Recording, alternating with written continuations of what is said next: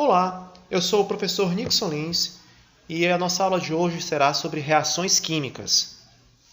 As reações químicas, elas acontecem quando ocorrem transformações na matéria.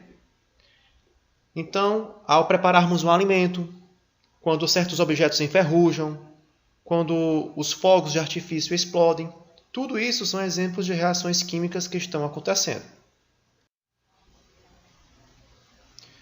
Então, novas substâncias se formam depois de uma reação. Nós temos os reagentes, que ficam do lado esquerdo, você está vendo aqui abaixo, e nós temos os produtos, que é o resultado dessa reação. Isso é uma representação de uma equação química. Ah, professor, uma equação química tem a ver com a equação de matemática? Mais ou menos. Porque temos que manter um equilíbrio, que nós chamaremos de balanceamento. Vamos a um exemplo. A vela vai ser coberta por um copo. Após um breve espaço de tempo, o oxigênio próximo à chama da vela será consumido e ela se apagará. Esse é um exemplo de reação química, pois será formado um gás carbônico que será liberado no interior do copo, que não mantém a chama acesa, e também água. Com isso, a vela vai apagar. Vamos ver detalhadamente o que está acontecendo. Nesta reação química, o carbono e o gás oxigênio vão ser chamados de reagentes. O carbono é um átomo e o oxigênio é uma molécula do gás oxigênio, formado por dois elementos oxigênio que você encontra na tabela periódica. Não confunda. Um elemento químico, como o carbono e o oxigênio. Mas o gás oxigênio é formado por dois elementos químicos, portanto, uma molécula. Eles vão produzir, por isso chamaremos de produto, o CO2, que é o gás carbônico que está no interior desse copo agora, que está cobrindo a vela. E esses índices que estão aqui embaixo, como o número 2 aqui e esse outro 2 aqui, serão chamados de índices que indicam a quantidade de átomos do elemento. No caso aqui do elemento oxigênio, certo? Que está presente em ambos os lados da equação, dessa reação. Em uma equação química, o estado físico em que uma substância se encontra também deve ser representado usando essa setinha aqui, pela indicação S, que representa um sólido, L, quando representar um líquido, e G, quando for no estado gasoso. Ainda temos AQ quando for aquoso, o meio aquoso. Pois bem, temos aqui o carbono em o oxigênio, o gás oxigênio, gerando CO2, que foi o exemplo anterior, não é isso? E originou um gás, mesmo fazendo a união entre um sólido e um gás, produziu um gás, CO2. O coeficiente numérico anterior à molécula indica o número de moléculas na reação. Por exemplo, nós temos aqui o número 2, que indica o número de moléculas de H2, de hidrogênio, de gás hidrogênio. Então, temos duas moléculas de gás hidrogênio. Aqui, o número 1, ele não precisa aparecer, mas aí temos uma molécula de gás oxigênio. E o que é que originou? Duas moléculas de água. Certo? É isso que está representando aqui nessa fórmula química. E está balanceado. Vamos falar sobre isso daqui. Bom, vamos a um exemplo. Quais são os estados físicos dos reagentes e dos produtos de reação de formação da água? Observando aqui os reagentes e os produtos, tudo bem? Resposta. O gás hidrogênio e o gás oxigênio estão no estado gasoso. Basta você observar aqui. Certo? E eles produzem a água no estado líquido. Olha o Lzinho aqui. Nas CNTPs, que são condições normais de temperatura e pressão, considerando ela no estado líquido à temperatura ambiente. Vamos observar como que existe a reação química na natureza. Observe a radiação vinda do Sol. Essa radiação ultravioleta do tipo UVB, vamos lembrar, radiação ultravioleta do tipo B, e nós também temos a radiação ultravioleta do tipo A. Mas essa radiação ela vem, remove o átomo de cloro da molécula de CFC. O que é um CFC? É um clorofluorcarboneto. Então ele é uma substância destruidora da camada de ozônio.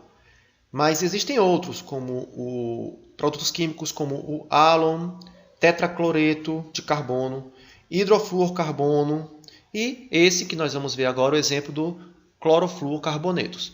Bem, quebrou aqui em uma parte, o átomo de cloro foi quebrado na ligação da molécula de ozônio. Aqui, o cloro acaba quebrando essa molécula de ozônio e forma dois compostos químicos. Na verdade, forma uma molécula de cloro e oxigênio, que chamaremos de monóxido de cloro, e forma essa molécula de oxigênio, de gás oxigênio. Tudo bem, a molécula de gás oxigênio é liberada na atmosfera. Então, o átomo de oxigênio na atmosfera vem, quando ele está liberado, ele quebra essa molécula de cloro, monóxido de cloro, certo? Se une ao oxigênio, formando o gás oxigênio, e esse cloro fica liberado na atmosfera, agindo novamente, quebrando as moléculas do ozônio. O ozônio é o oxigênio, são essas três átomos de oxigênio, certo? E a camada de ozônio ela tem uma função importante, que é proteger a nossa atmosfera, nosso planeta, da radiação ultravioleta, que pode ser danosa, causar efeitos como câncer.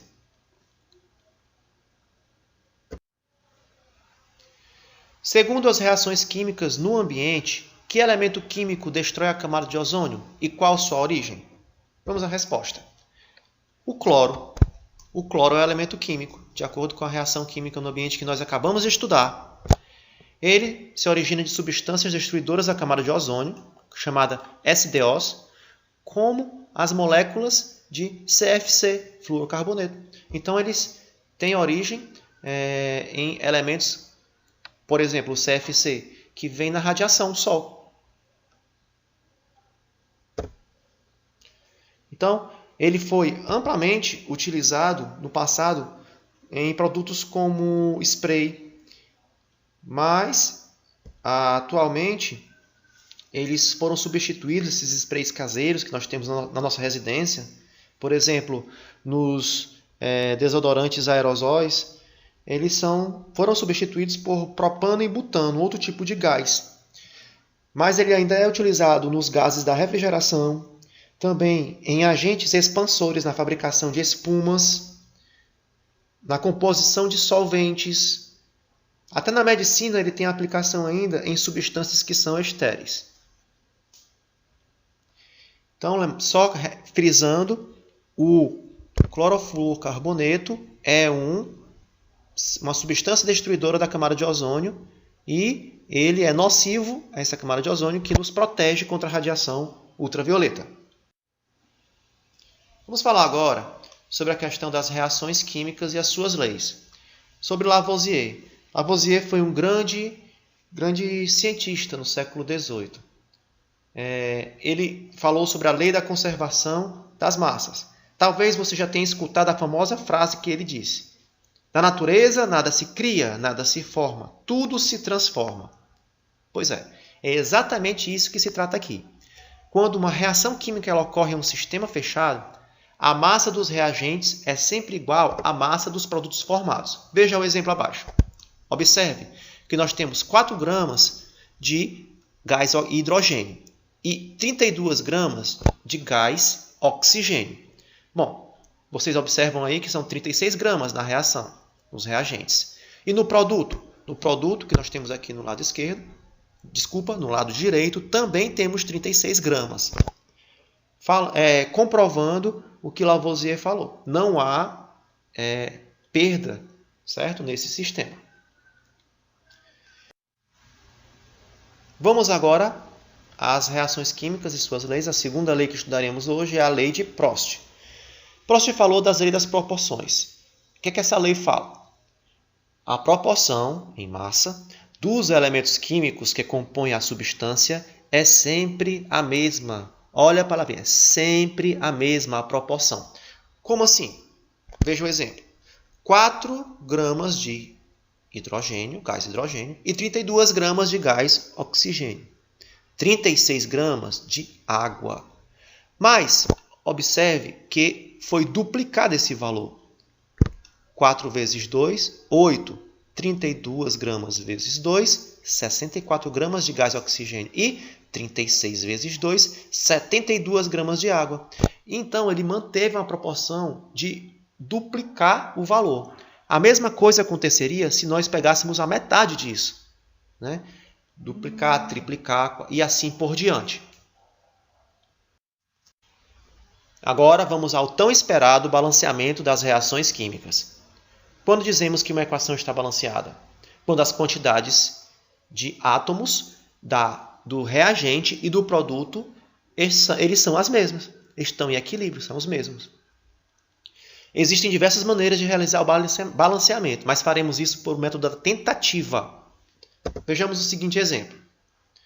Essa é a formação da água, tá? Uma equação que vai formar água. Pois bem, observe aqui que nós temos um gás hidrogênio e o outro gás oxigênio, e eles estão formando água.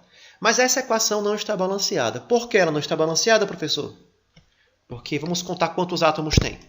2 átomos, olha esse índice aqui, ó. 2 átomos de hidrogênio e 2 átomos de oxigênio. 2 mais 2, 4. E vamos observar do outro lado. 2 de hidrogênio e só tem um O, que é o oxigênio sozinho. 3. 4 não é igual a 3. Vamos equilibrar isso. Para verificar se uma equação química está balanceada, é preciso ter certeza de que a quantidade de átomos de um elemento químico participante da reação, né, seja a mesma. E aí a gente vai ver isso aqui. Como fazer? Observe. O oxigênio não está balanceado. Deveria ter um a mais. Veja. A reação, os reagentes e os produtos.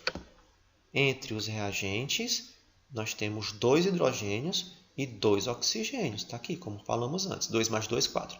E os produtos, 2 e 1. 2 e 1, 3. Não está balanceado. Quem não está balanceado? O oxigênio, que deveria ter 2. Vamos fazer esse balanceamento.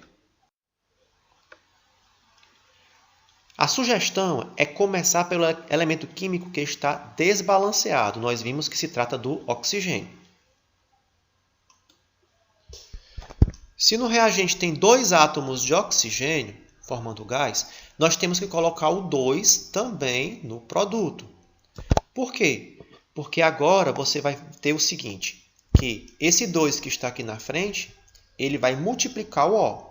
2 vezes O, 2O. Então, vai ter 2 oxigênios, como é esperado. Mas aí surgiu um probleminha. Na hora que eu coloquei o 2 aqui na frente, eu vou multiplicar esse 2 pelo índice aqui embaixo. 2 vezes 2, 4. Surgiu 4 átomos de hidrogênio. E aqui eu só tenho 2. Então, se eu mexi do lado direito e ficou desequilibrado, agora eu vou ter que mexer do lado esquerdo. Vamos ver como fazer isso. Antes, observe que agora quem não está balanceado é o produto presente no hidrogênio. Você viu aqui tem 4 desse lado que deveria ter 2. E a gente, para poder não mexer de novo, vamos fazer isso do lado esquerdo. Como? Ao balancearmos os átomos de oxigênio, os átomos do elemento químico hidrogênio foram desbalanceados, como vimos. O próximo passo será balanceá-lo também, ou seja, inserir o coeficiente 2 antes do gás hidrogênio, como você vê aqui em destaque em vermelho. Então, nós temos aqui, vamos contar, 2 vezes O, 2O. Está aqui o O duas vezes. Tudo bem. 2 vezes 2, nós temos 4H. Vamos contar desse lado. 2 vezes 2, também temos 4H. Logo, a equação está balanceada. Pronto. Então, significa que o reagente correto seria 2H2 mais O2, que são 4 átomos de hidrogênio e 2 átomos de oxigênio. Ok? Exatamente a mesma coisa que está acontecendo aqui. Vamos verificar. Nós temos aqui, nos reagentes, 6 átomos. E nós temos aqui no produto também 6 átomos. Você consegue identificar os 6? 2 e 2 são 4 hidrogênios e 2 oxigênios. Nos produtos, nós temos 4 hidrogênios e 2 oxigênios. 2. Total de 6. Compreendido? Mais um exercício. Essa equação química está balanceada? Verifique. Então, você acabou de fazê-la, não é? Acabou de ver que essa equação está balanceada sim. Se você não percebeu, é a mesma que a gente fez agora há pouco. Ó. 4 hidrogênios e 2 oxigênios. E aqui a mesma coisa. 2 vezes 2, 4 hidrogênios e 2 oxigênios. Não é isso? Essa equação química possui 4 átomos de hidrogênio e 2 átomos de oxigênio nos reagentes e na mesma quantidade desses elementos químicos no produto. Pronto. É essa a verificação que sempre você deve fazer. Vamos aqui a mais um balanceamento. Vamos realizar o balanceamento da reação de formação da cal, CaO, que é cálcio e oxigênio. Bastante utilizada na construção civil. Ela é obtida a partir do aquecimento do carbono de cálcio. Quando uma substância química acontece na presença do calor, o símbolo delta é utilizado sobre a seta. Então, aqui vamos levar em consideração o calor para a reação acontecer. Vejamos. Temos, de um lado, o reagente e aqui o produto do balanceamento. Como fazer? Bem, comece pelo elemento químico que se encontra desbalanceado. Quem seria? São os átomos de carbono. Observe, o carbono aqui ele aparece, não confundir, aqui é o cálcio e esse é o carbono. O carbono aqui ele tem apenas um elemento. Já o carbono apareceu aqui com 2. Observe o 2 aqui ao lado dele. 2 elementos, 2 átomos de carbono. Tudo bem? Então, começar balanceando por aí. Se aparecer um 2 desse lado, é normal que eu ponha um 2 aqui para a quantidade de carbono se equilibrar também. Mas isso vai ter um probleminha, ele vai mexer na equação como um todo.